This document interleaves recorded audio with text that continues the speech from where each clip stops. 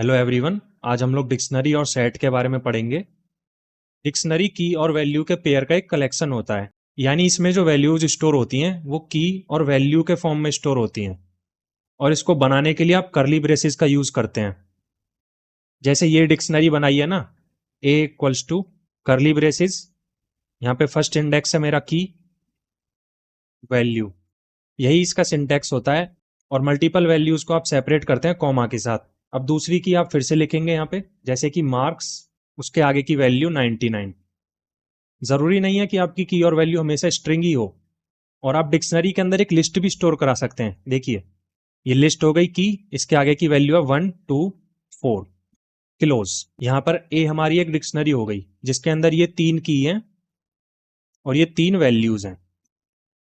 आप लोग प्रिंट करेंगे ए ऑफ की, तो की के कॉरेस्पॉन्डिंग वैल्यू प्रिंट हो जाएगी। यहाँ पे की का नाम ही की है, इसलिए इसके आउटपुट में आ जाएगा वैल्यू।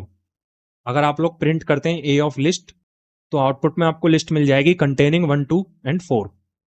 डिक्शनरी की प्रॉपर्टीज देख लीजिए, ये अनऑर्डर्ड होती है, इसका मतलब आइटम का कोई फिक्स ऑर्डर नहीं होता। जब भी हम डिक्शनरी को प्रिंट करेंगे तो एलिमेंट का ऑर्डर रैंडम हो सकता है।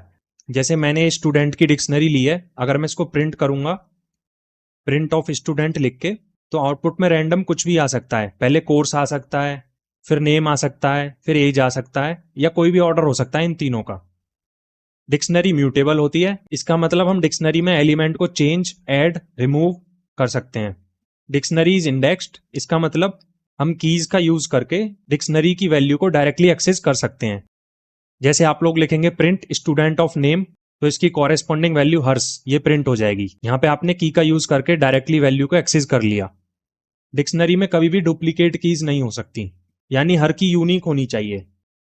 अगर आप लोग सेम की का यूज बार बार करेंगे तो लास्ट वैल्यू ओवरराइड हो जाएगी, जो कि इस केस में रवि है, तो यहाँ पे नेम के कॉरेस्पॉन्ड में रवि आ जाएगा, हर्ष को ओवरराइड कर देगा ये डिक्शनरी के कुछ मेथड्स हैं। जैसे अगर कोई डिक्शनरी है ए, तो ए डॉट आइटम्स करने पे उसके की वैल्यूज की लिस्ट मिल जाती है, लेकिन वो टपल के फॉर्म में होती है। ए डॉट कीज करने पर आपको डिक्शनरीज की लिस्ट मिल जाती है। ए डॉट अपडेट करने पे जो की वैल्यू पेयर आपने दिए हैं उनसे डिक्शनरी अपडेट हो जाती है। ए डॉट गेट का यूज करते हैं हम किसी स्पेसिफाइड की वैल्यू को निकालने के लिए, जब हमको किसी स्पेसिफाइड की वैल्यू चाहिए होती है। तो एक एक करके इन मेथड्स को वीएस कोड पे रन कर लेते हैं। सो ए डॉट आइटम से हमको डिक्शनरी के सारे आइटम्स की लिस्ट मिल गई और ये टपल की फॉर्म में है। ए डॉट कीज करने से डिक्शनरी की सारी की लिस्ट मिल गई। ये ए डॉट अपडेट मैंने रन करा है फ्रॉम की पे, इंडिया को रिप्लेस कर दिया न्यू दिल्ली से, तो यहाँ पे न्यू दिल्ली प्रिंट होके आ जाएगा जब इसको आप प्रिंट करेंगे। ए डॉट गेट में आप की को जब पास करेंगे तो उसके कॉरेस्पॉन्डिंग वैल्यू आपको मिल जाएगी।